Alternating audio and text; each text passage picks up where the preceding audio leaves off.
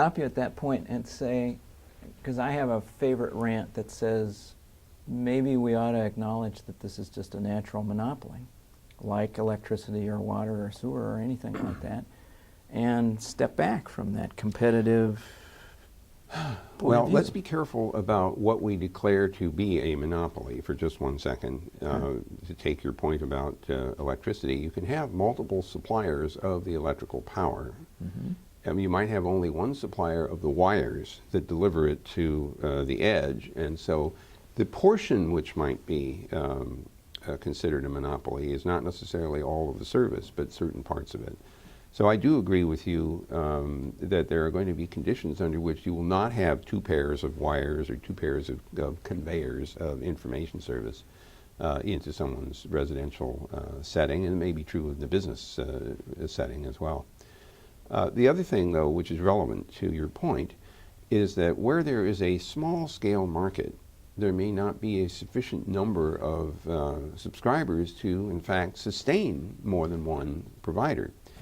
And you know, if that's the case, then we have to accept that there may only be one provider there for purely economic reasons, and that therefore you do have a real monopoly, and therefore you should, in fact, have some oversight to avoid any kind of abusive practice.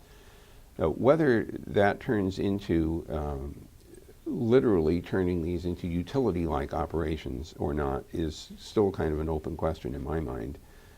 But there is no doubt in my mind that some regulatory oversight is needed.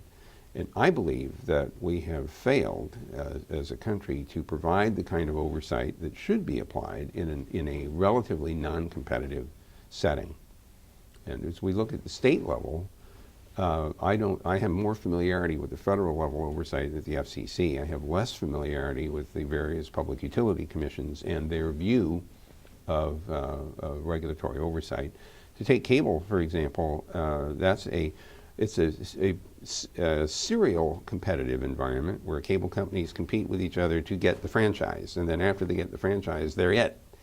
And so you could say, well, that's competitive, and I would say, well, it's not sufficiently competitive because it means that the consumer has no choice. The consumer can't say, I don't like the service from this provider, I want to switch. There is no other provider. So this serial competition for a franchise still leaves the consumer with little choice. Now, from my point of view, consumers should have choice. That's beneficial. But we have to accept that sometimes they won't, simply because there isn't a big enough market to have simultaneous competition.